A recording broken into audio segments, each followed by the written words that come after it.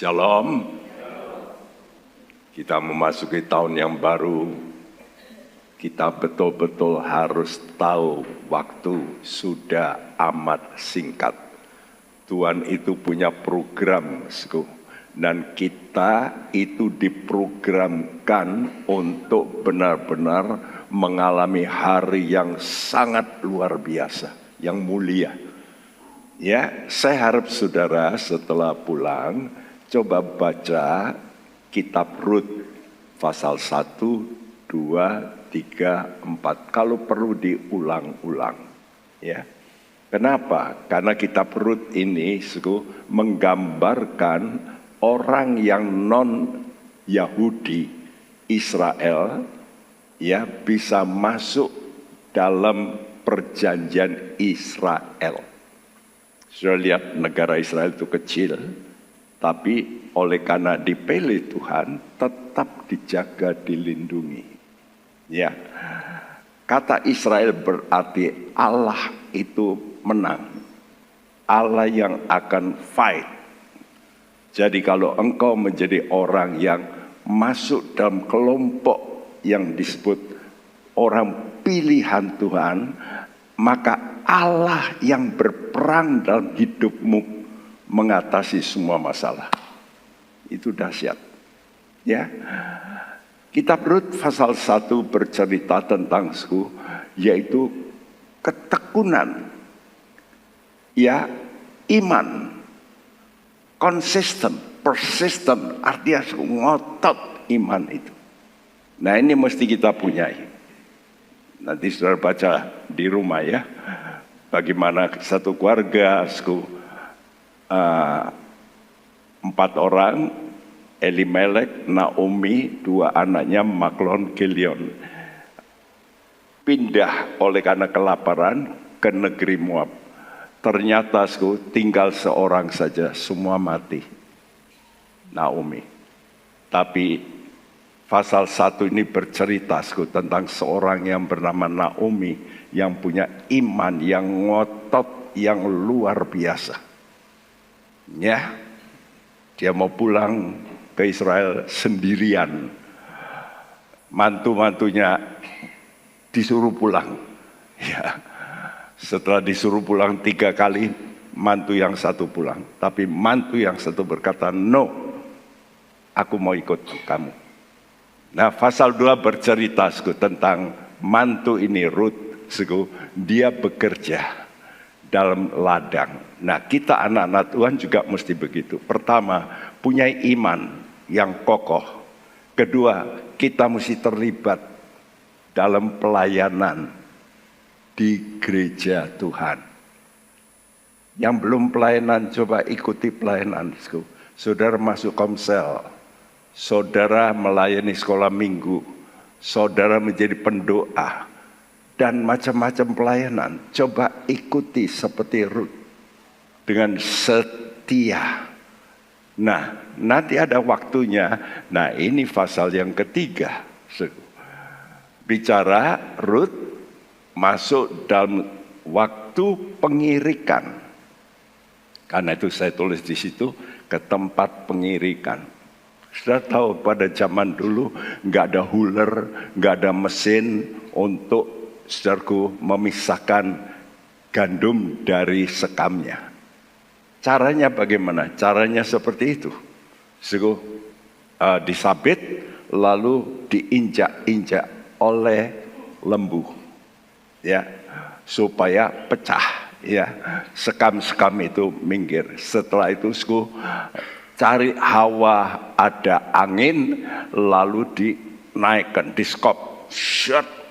Nah, kalau kena angin, sekam itu terbang, pindah.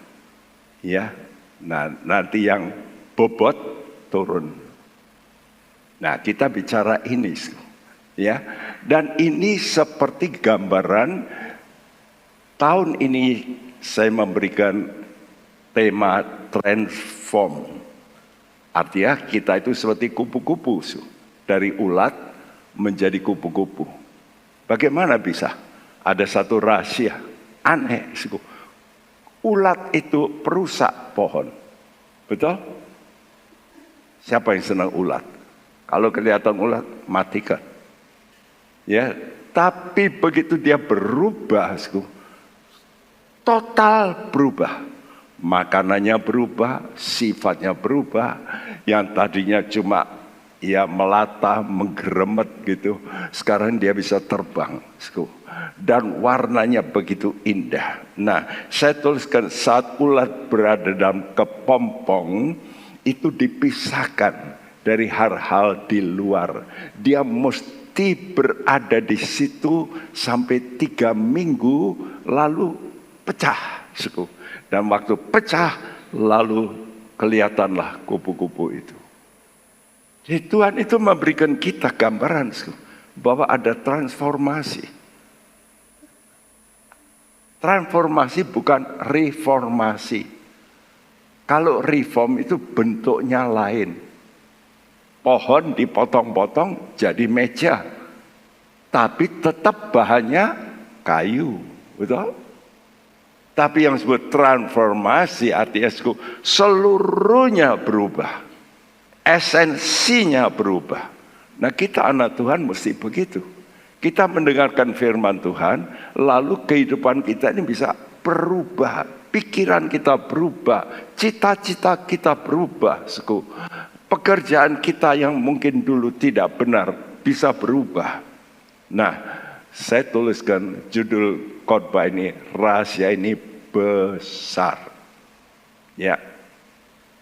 Bulan ini kita bicara bahwa Tuhan akan mengubah nasib kita.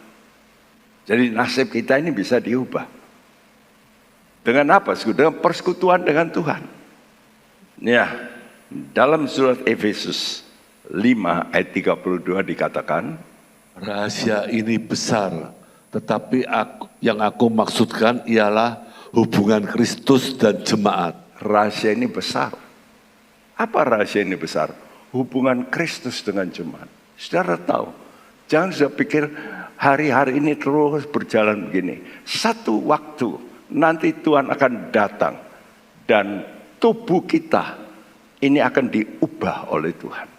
Saya lihat ini gambar, ya, orang-orang ini seperti kepompong, ya, yang nanti akan pecah, tubuh kita diubah, kita ketemu dengan Tuhan, dengan tubuh yang mulia, yang tidak bisa sakit, yang tidak bisa mati, yang dekat dengan Tuhan. Nah, ini waktunya, timingnya sudah dekat. Kita melihat, Indonesia masih enak ya sudah di sini. Sudah di Timur Tengah, Eropa, sudah susah semua. Harga-harga mahal, perang terjadi. Sudah tahu ya, Ukraina sama itu sudah hampir 2 tahun. Hamas ini sudah 4 bulan lebih. Dan ini mengacaukan semua. Ya, perang ini tambah lama tambah besar. Dan Tuhan memberitahu, akhir zaman akan datang masa yang sukar. Apa tujuan khotbah ini? Tujuan khotbah ini, siaplah mengalami penampian. Saya lihat orang kalau menampi itu, apanya yang dibuang? Sekamnya.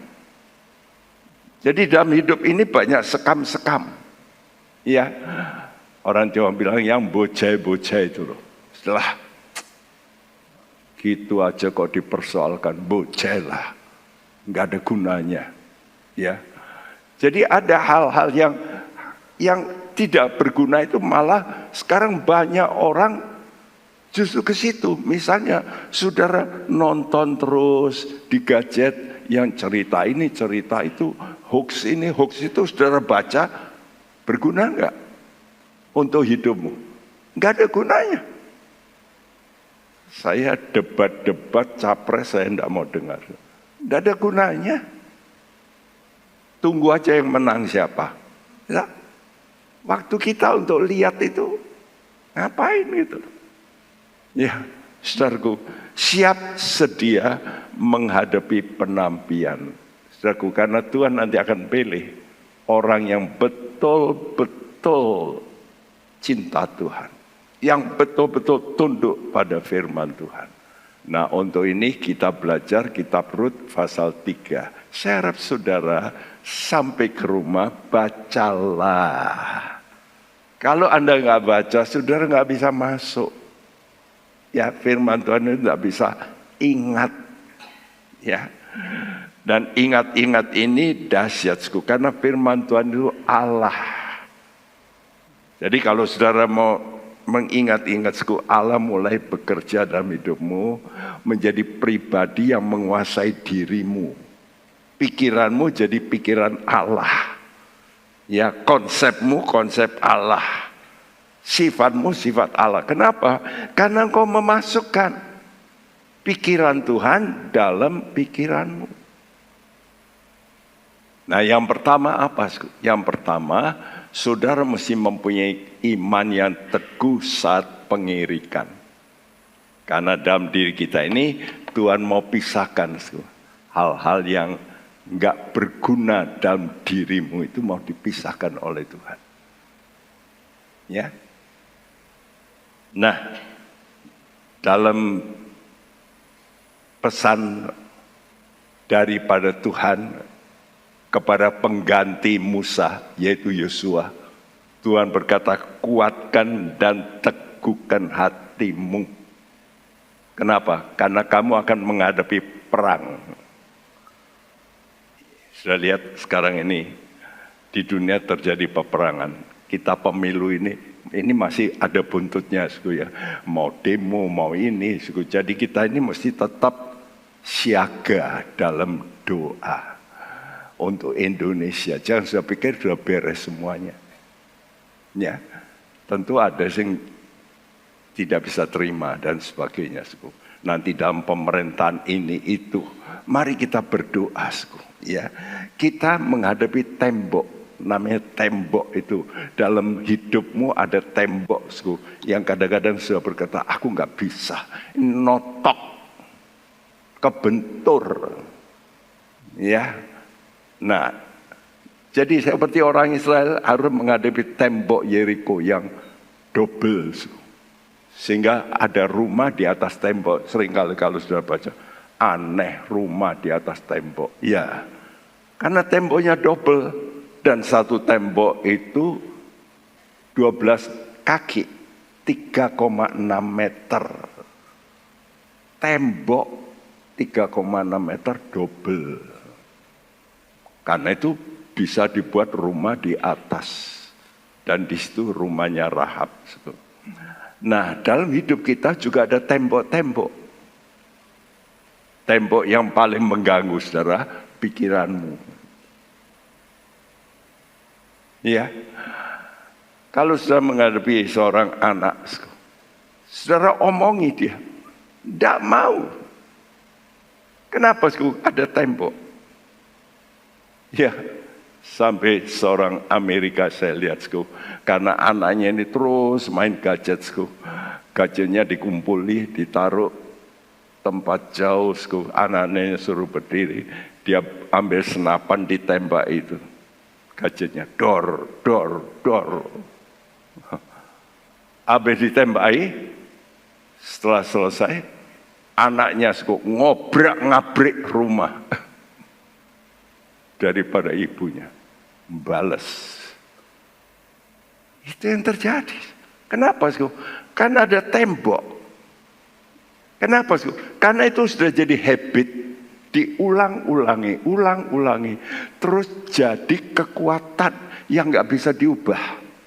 Aku nggak mau, ya. Rumahnya dewek dihancurkan. Apa ndak gila ini anak? Ya menurut kita gila, tapi dia berkata aku puas. Kenapa? Karena sudah dibiasakan. Nah, kita ini kan hidupnya ada adat istiadat kita. Contoh, saudara orang tua kalau salah, mau enggak saudara datang pada anakmu, nak, maaf ya nak, aku salah. Halo? Mau yang tua-tua, kalau salah kan pernah, ya.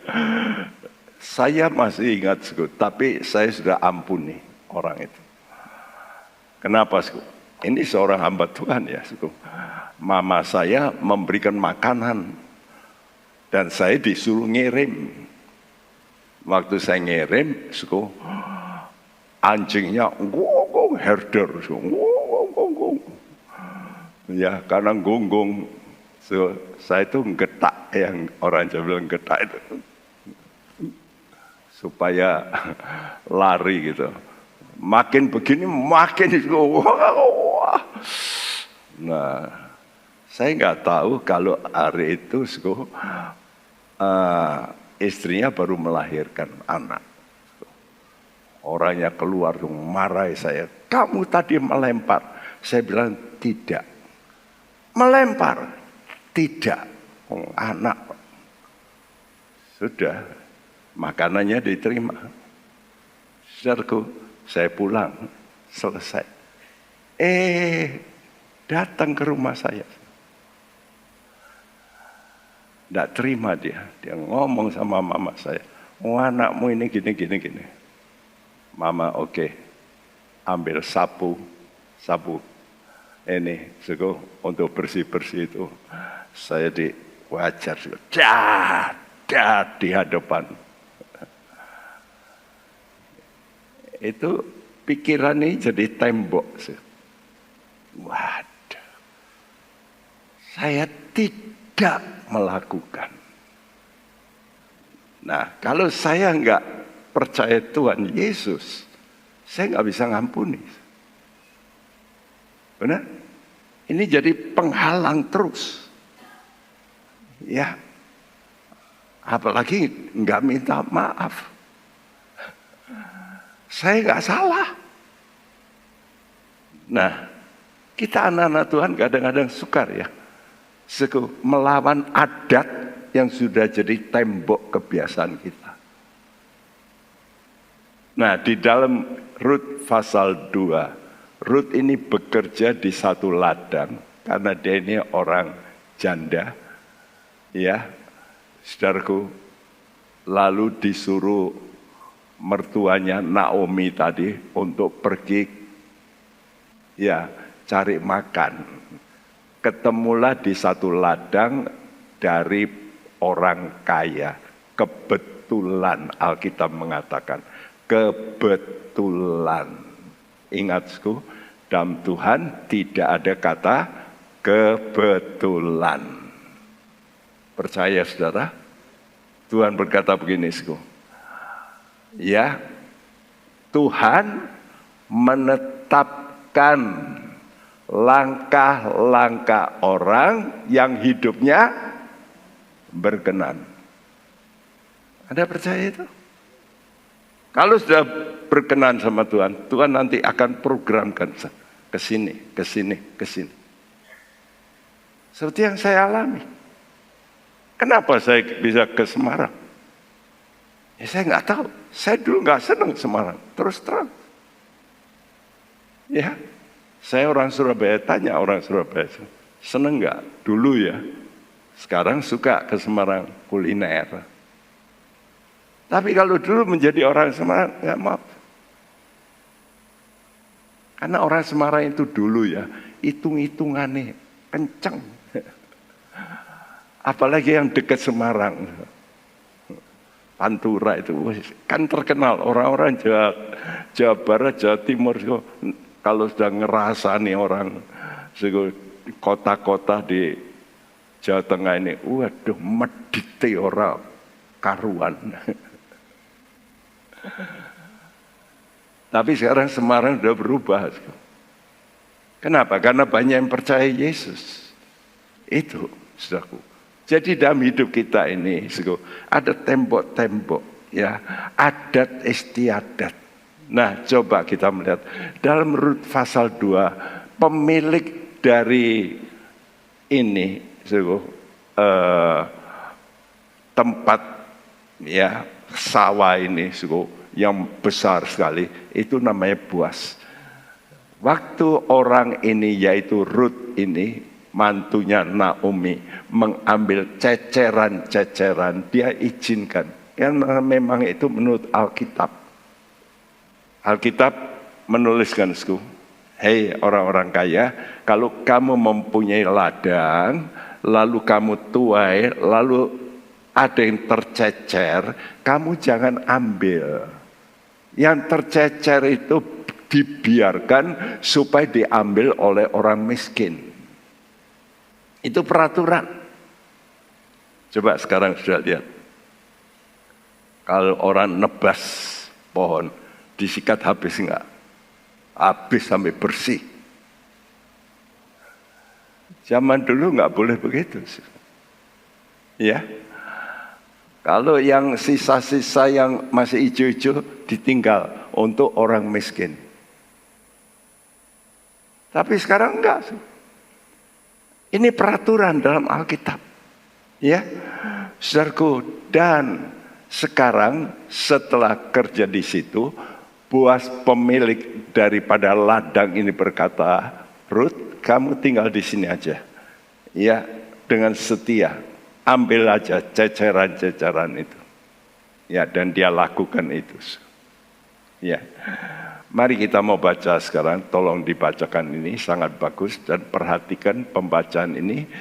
Rut 3 ayat 1 sampai 6. Lalu Naomi mertuanya itu berkata kepadanya, anakku, apakah tidak ada baiknya jika aku mencari tempat perlindungan bagimu supaya engkau berbahagia?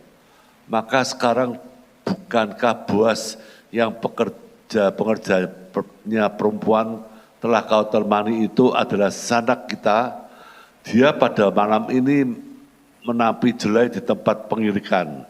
Maka mandilah dan Beruraplah. Pakailah pakaian bagusmu dan pergilah ke tempat pengirikan itu. Tetapi janganlah engkau ketahuan kepada orang itu sebelum ia selesai makan dan minum. Jika ia membaringkan diri tidur, haruslah engkau perhatikan baik-baik tempat ia berbaring. Kemudian datanglah dekat, singkapkanlah selimut dari kakinya dan berbaringlah di sana. Maka ia akan memberitahukan kepadamu apa yang harus kau lakukan.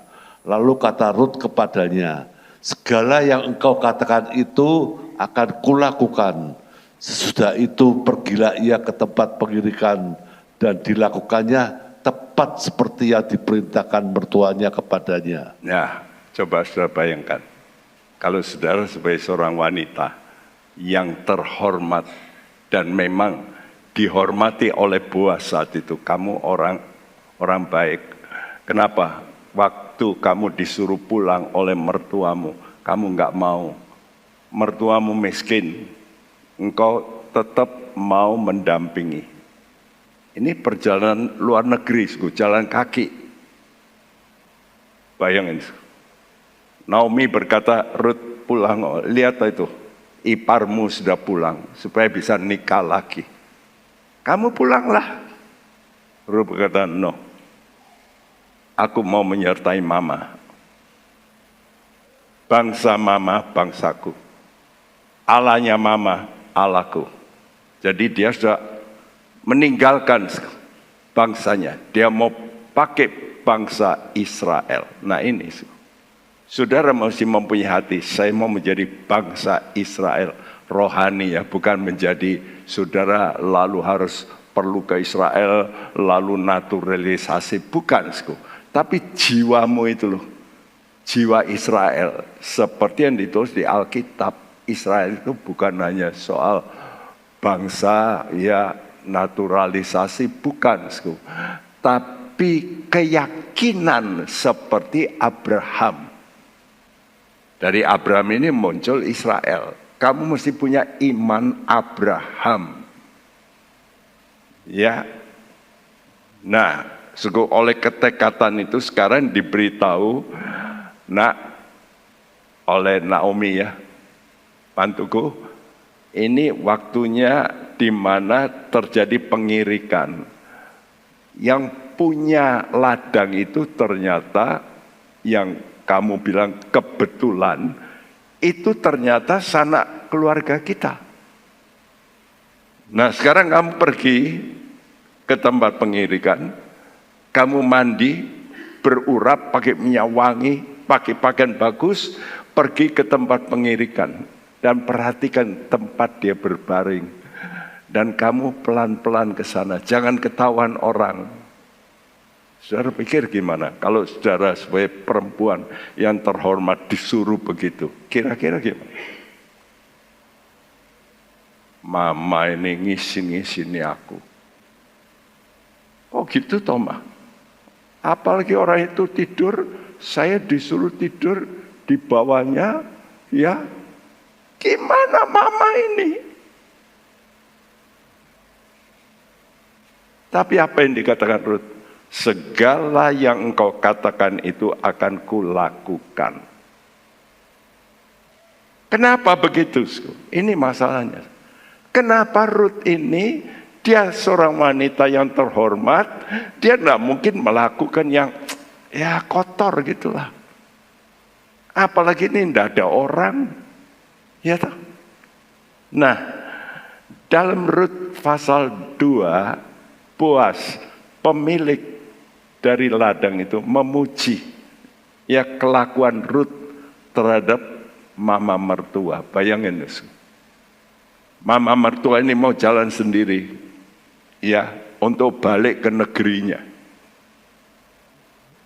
Dan miskin, sekarang ditemani, mamanya bilang, sudahlah kamu jangan harap saya ini miskin, saya sudah habis uangku, kenapa kamu ikut aku, kamu bisa nikah lagi.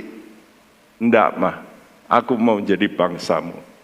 Wow, saudaraku, ini yang paling hebat. Nah sekarang Rut ini diperintahkan oleh Naomi untuk melakukan perbuatan yang heboh. Heboh nggak gini sih? Heboh ya. Gimana loh? Orang terhormat disuruh datang. Ini gimana, kan bertentangan dengan hati nurani itu. Tapi perhatikan, kenapa Rut ini melakukan? Karena dia dimentor oleh Naomi yang tahu aturan hukum Allah. Hukum Allah mengatakan begini dalam Ulangan 25 ayat 5.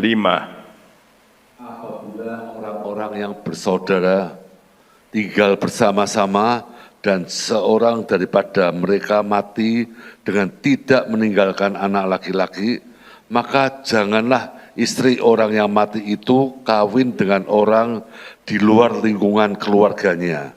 Saudara suaminya haruslah menghampiri dia dan mengambil dia menjadi istrinya, dan dengan demikian melakukan kewajiban perkawinan ipar. Ya, jadi zaman dulu peraturan hukum Tuhan itu begitu.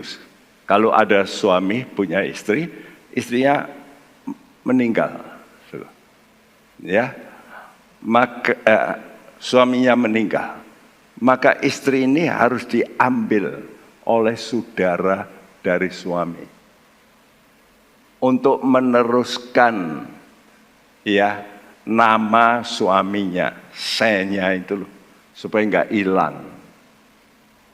Ya, jadi supaya keluarga ini harus tetap terjaga, jangan sampai pisah. Biasanya orang kalau sudah nikah sama orang lain pisah. Ini yang disebut penebusan keluarga. Ya, karena itu kitab Rut punya tema redeeming love, kasih penebusan. Jadi ada aturan, kalau seorang suami meninggal dan tidak punya anak, masih tidak punya anak loh, maka saudara dari suami ini harus ngambil istri dari saudaranya yang meninggal itu, supaya bisa punya anak. Ya. Nah, ini aturan firman. Sekarang aplikasinya seperti ini. Nanti jangan sudah berkata, oh aturannya gitu. Ya saya akan melakukan seperti itu. Ya jangan. Itu peraturan Taurat untuk orang Israel. Tapi ini mempunyai makna seperti ini. Ya, saat kita harus mematuhi firman Tuhan, terkadang itu sangat bertentangan dengan akal budi kita. Masa orang tua suruh minta maaf sama cucu? Ya enggak lah. Tahu-tahu dewek lah. Nek engkong salah. Ya, kadang-kadang kita gengsi kita. Padahal Tuhan berkata, kalau kita salah mesti apa? Minta maaf. Betul?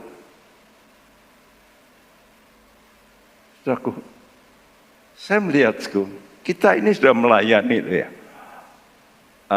Anak saya, Milka sama Junjun sering konseling pemuda-pemuda. Ya, dia berkata, Papa, Papi. Ya, Junjun panggil saya Papi. Itu loh, keluarga itu. Anaknya itu berontak sebetulnya.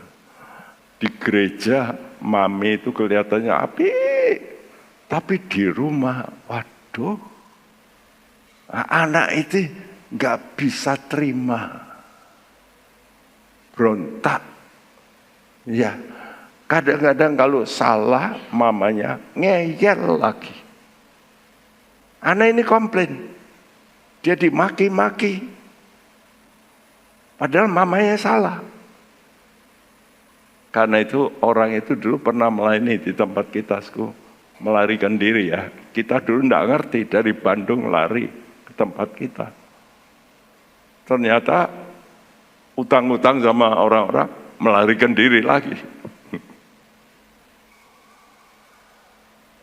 Belum di-tackle sudah melarikan diri. Jadi saya lihat seperti itu. Orang tua ini tidak mau mengakui kesalahannya kepada anaknya. Malu. Itu kan di luar adat. Masa begitu? Ya enggak lah. Saya enggak mau. Saudaraku, kita anak Tuhan. Apa yang firman Tuhan katakan harus kita lakukan.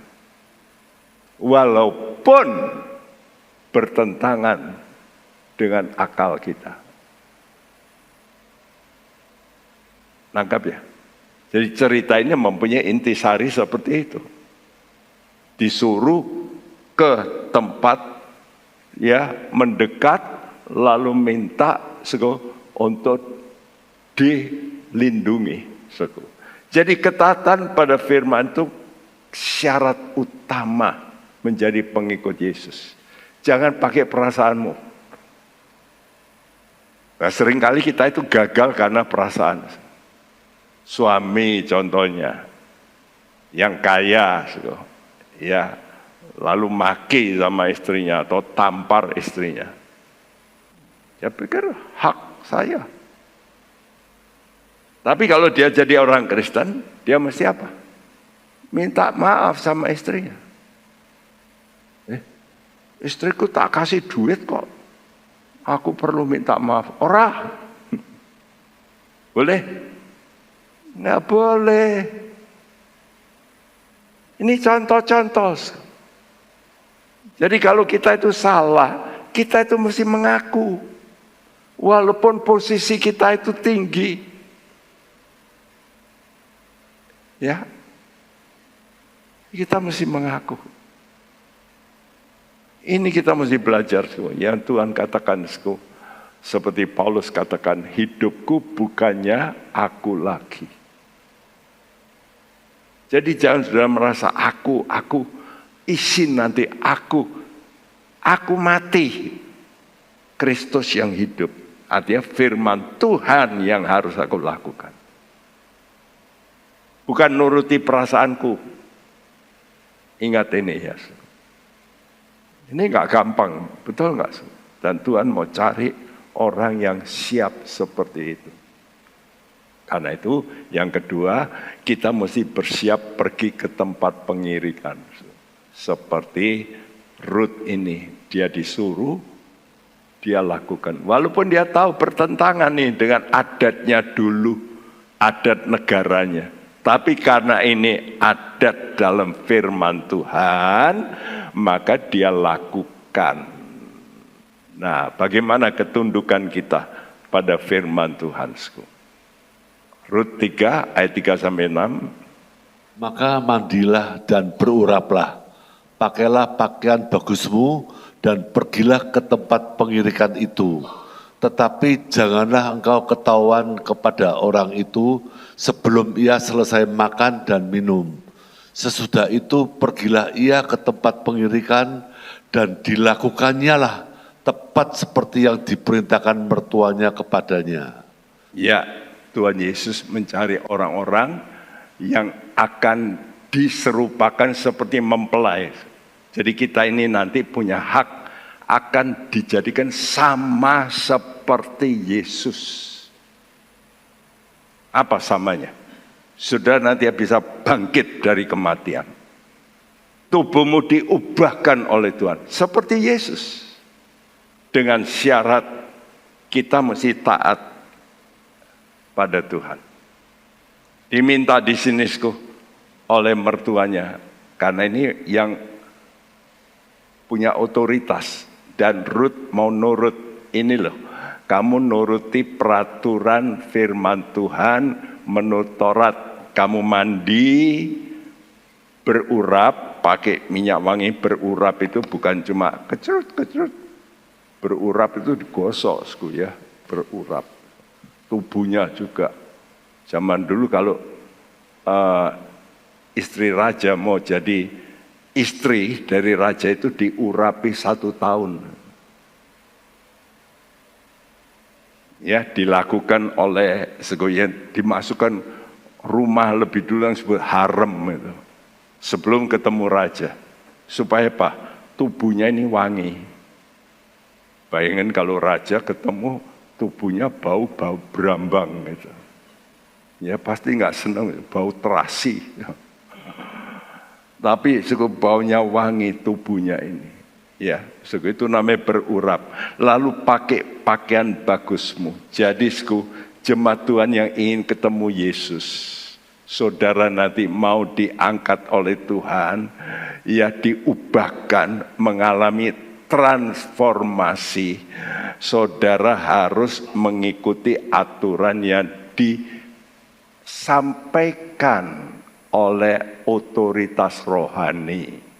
Nah, otoritas rohani itu dalam gereja itu adalah hamba-hamba Tuhan. Membimbing saudara. Kami ini bukan nanti menerima keuntungan. Anda yang untung kalau melakukan. Seperti Rut. Ya. Nah, ini sama dengan kehidupan masuk ke pompong. Ya. Jadi kalau saudara mau melakukan sesuatu, mau diubah, saudara itu mesti masuk ke pompong. Ya. Artinya saudara mengalami pemisahan. Saudara tahu bagaimana kepompong itu dibuat? Ulat ini gimana? Ulat ini mulai gini loh.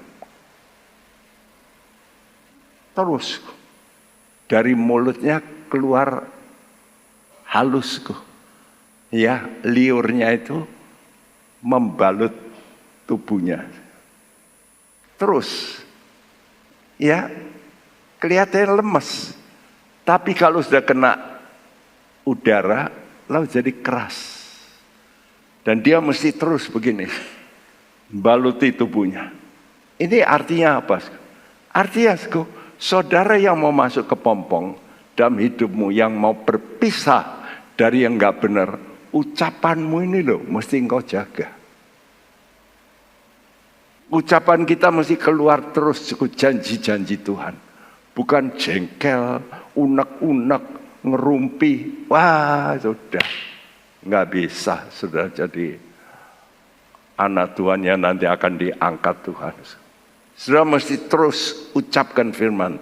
Nah, untuk ini saudara melakukan ibadah yang tersembunyi. Apa yang tersembunyi? Kalau saudara mandi itu apa? Buka pintu. Hah? Tidak. Kalau sudah ganti pakaian, tutup pintu atau buka pintu? Tutup pintu. Kalau sudah berurap, urapnya bukan kecerut gini, tapi urap tubuh. Apa buka pintu? Tidak. Nah, ini yang disebut ibadah yang tersembunyi. Anak-anak Tuhan mesti suka melakukan ibadah yang tersembunyi. Mandi. Firman Tuhan berkatakan, memandikannya dengan air. Bahasa Indonesia, terjemahan bahasa dan firman. Mestinya bukan begitu. Memandikannya dengan air oleh firman. Cleanse it with the washing of water by the word. Jadi kita mesti menyucikan, menguduskan diri kita ini dengan firman. Nah, inilah yang saudara lakukan tersembunyi. Di mana? Di rumahmu. Nah, kalau cuma seminggu sekali ke sini, saudara enggak melakukan yang tersembunyi. Di kamarmu itu loh. Makanya Tuhan berkata, kamu masuk ke dalam kloset. Bahasa Inggrisnya kloset itu seperti WC itu loh. Kloset. Ruang tertutup. Saudara melakukan tersembunyi, baca Alkitab di rumah. Engkau bilang, biar Tuhan bicara. Nah, waktu engkau melakukan ini dengan sungguh-sungguh, kadang-kadang engkau bisa nangis. Karena engkau ditegur oleh firman Tuhan, bertobatlah. Engkau bisa gembira, karena engkau lihat janji-janji Tuhan. Satu kali, anaknya Oral Roberts, waktu kecil, Oral Roberts ya, waktu kecil, Oral Roberts penginjil besar yang luar biasa, ya.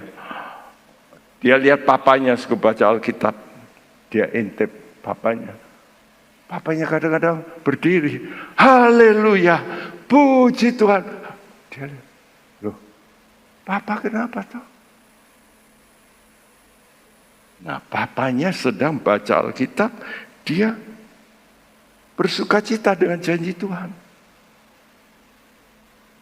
Ini pernah saya lakukan waktu hidung saya lagi, ganggu sekali. Waktu itu mau KKR di Jogja. Saya nginep di hotel waktu itu. Istri saya pergi belanja. Saya sendirian, saya berdoa. Lalu persis ayat-ayat itu kena. Saya ucapkan, saya putar-putar di kamar. Oh Tuhan, Engkau bekerja, Engkau bekerja. Saudara, itu namanya firman Tuhan muncul dalam hatimu. Kamu mesti berurap. Artinya apa, Sku?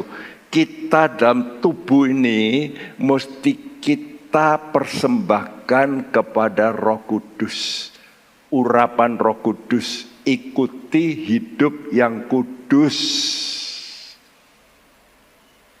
Kalau kita mau jadi anak Tuhan yang sebentar akan diangkat oleh Tuhan, tubuh kita ini jangan sampai kita bawa ke tempat-tempat kotor.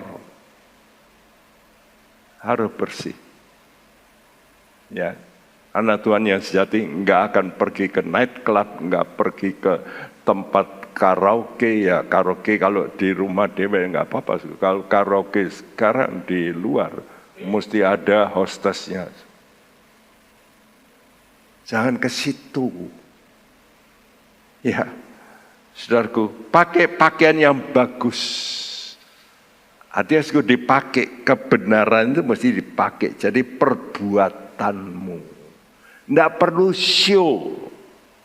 Tapi lakukanlah yang gak kelihatan itu menjadi bagian hidup. Nah sekarang Ruth sampailah ke tempat Boas ini tidur. Dia datang ke situ, minta dinaungi. Rut 3 ayat 9 berkata, bertanyalah ia, siapakah engkau ini? Jawabnya, aku Rut hambamu. Kembangkanlah kiranya sayapmu melindungi hambamu ini, sebab engkaulah seorang kaum yang wajib menebus kami. iya, waktu Rut mulai datang ke kaki daripada Boasku, Boas merasa, lu kok ada orang ini. Dia bangun, lalu dia tanya, siapa engkau? Aku Rut, hambamu. Kembangkanlah kiranya sayapmu melindungi aku. Saudaraku, karena memang ada aturan, Boas ini yang harus nikahi dia. Itu menurut aturan karena keluarga. Ya, dalam Ibrani 4 ayat 14 sampai 16 tidak perlu dibacakan. Alkitab mengatakan seperti ini. Kita sekarang punya imam besar, agung, yang melintas langit, yang sudah naik ke sorga, yaitu Yesus. Yuk, kalau saudara percaya Yesus itu bisa naik ke sorga, ya, berubah tubuhnya, tidak terikat dengan gravitasi, tubuhnya berubah. Nah, coba kita pegang pengakuan ini, bahwa pengikut Yesus pun bisa berubah satu kali. Ya, dan imam besar kita yang kita punya yaitu Yesus, dia bisa turut merasakan kelemahan-kelemahan kita. Tuhan ngerti kita ini manusia, banyak kelemahan. Ya, sebab Tuhan dulu pernah jadi manusia. Dia dicobai macam-macam, dia diludahi, tapi dia nggak berbuat dosa. Nah, karena itu Tuhan kata, ayo mari menghampiri Tuhan, tata kasih karunia, supaya Tuhan itu memberi kepada kita rahmat. Rahmat itu artinya, saudara itu dipotong, misalnya salah, ya, seperti orang masuk penjara dapat remisi. Nah, itu rahmat. Seperti Daud itu mestinya mati. Dia berzina, mati. Dia membunuh, hukumannya mati. Tapi dia mendapat rahmat, dipotong, remisi. Dengan apa? Dia mengalami problem, tapi nggak mati. Engkau yang punya kesalahan hari-hari yang lalu, yang belum diakui, mari datang pada Tuhan dan kau berkata, Tuhan, ampuni saya. Potong toh hukumanku ini, supaya aku nggak masuk neraka. Aku minta anugerah Tuhan. Rahmat digandengkan dengan kasih karunia. Inilah anugerah Tuhan. Oke, aku terima kamu, kata Tuhan. Walaupun dosamu merah seperti kirmisi, aku putihkan. Aku terima kamu seperti kamu apa adanya. Ini Tuhan kita. Oleh karena itu mari, kalau kita salah, jangan kita ini menghindar, lalu nggak ke gereja dan sebagainya. Malu ah. Jangan. Kita balik pada Tuhan. Tuhan kata, orang yang datang kepadaku sekali-kali aku tidak tolak. Aku pasti terima. Kalau dia mau minta ampun, aku pasti mau terima. Dosanya merah bagaimanapun, aku tetap Allah yang penuh dengan kasih. Karena itu yang penting sekarang, tunggu. Ya, Naomi tahu waktunya akan datang. Indah pada waktunya. Saudaraku, saat kupu-kupu ini mau keluar, itu perlu, dia perlu perjuangan yang bukan main. Ada orang yang melihat perjuangan kupu-kupu yang mau keluar, ditolongi, dibukakan. Setelah dibuka, keluar. Lalu gimana? Nggak bisa terbang. Sempleh. Kenapa? Nah, coba lihat video ini. Saya akan melihat video ini sebentar. Bagaimana ulat ini mulai membalut dirinya. Ya, ini disebut metamorfosis. Coba perhatikan dengan baik-baik.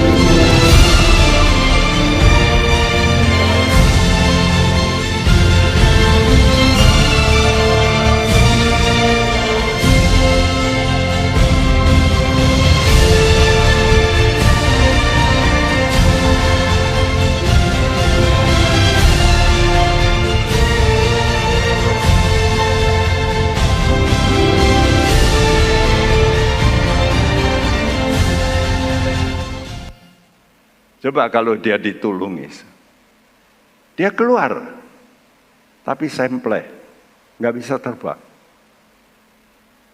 Karena itu saudara-saudara yang mungkin ada problem-problem, jangan saudara cepat keluar dari problemmu dengan caramu yang nakal, yang nggak benar. Ya. Biasanya kalau sudah kesulitan dalam uang dan sebagainya, mulai pikirannya, wah gimana ya? Ya nggak benar. Coba berlutut di bawah kaki Tuhan, duduk menanti waktunya Tuhan. Saudaraku, seperti apa yang dikatakan Tuhan dalam Rut pasal 3 ini, ya, apa yang dikatakan oleh Naomi, bacakan. Lalu kata mertuanya itu, duduk sajalah menanti anakku, sampai engkau mengetahui bagaimana kesudahan perkara itu. Sebab orang itu tidak akan berhenti sebelum diselesaikannya perkara itu pada hari ini juga. Orang itu tidak akan berhenti. Yesus tidak akan berhenti menolong saudara. Sampai saudara menjadi betul-betul perfect. Tapi saudara mesti menunggu waktunya Tuhan. Saudara mesti jangan lari. Ini masa penantian ini paling panjang. Disinilah saudara butuh yang disebut kesabaran. Engkau ngatasi problem-problem disebut problem yang ruwet, engkau mesti sabar. Di mana? Berdoa. Dan banyak orang kalau ada problem tidak berdoa, tapi cari usaha ini itu gagal terus. Tidak mau datang pada Tuhan, berlutut di kaki Tuhan, yakin Tuhanmu jauh lebih besar dari semua manusia yang kau harapkan. Ada Tuhan di atas segala-galanya. Ada Tuhan yang memberikan engkau jalan keluar. Dan itu yang perlu harapan. Ibrani 10 ayat 35-36 saya bacakan. Sebab itu janganlah kamu melepaskan kepercayaanmu, karena besar upah yang menantikannya. Sebab kamu memerlukan ketekunan. Ketekunan itu artinya terus beriman, supaya sesudah kamu melakukan kehendak Allah. Nah ini, waktu kita dalam masa penantian, lakukanlah kehendak Allah. Jangan pakai pikiran kita, nanti saudara akan buntu. Orang janji ini buntu, orang janji itu, oh ya nanti saya tolong buntu. Tapi kalau engkau datang pada Tuhan, Tuhanmu tidak akan mengecewakan engkau. Tuhanmu pasti membuka jalan bagimu. Tuhanmu adalah Tuhan yang tahu melepaskan engkau, supaya engkau memperoleh apa yang dijanjikan. Apa itu? Penebusan tubuh. Satu kali tubuh kita ini akan ditebus. Bukan hanya roh kita, jiwa kita, tubuh kita ditebus. Artinya tubuh kita ini akan diganti oleh Tuhan. Nah, jemaat Tuhan itu sebagai mempelai, satu kali akan dijemput oleh Tuhan, sang mempelai laki-laki dengan tubuh yang diubahkan. Ini yang Paulus katakan, aku menyatakan pada kamu satu rahasia, bahwa kita tidak semua akan mati, kita akan diubahkan, sehingga kita memakai tubuh yang mulia, yang tidak akan mati lagi, yang gak bisa sakit lagi, dan akan tetap bersama dengan Tuhan selama-lamanya. Wow, ini hari yang mulia.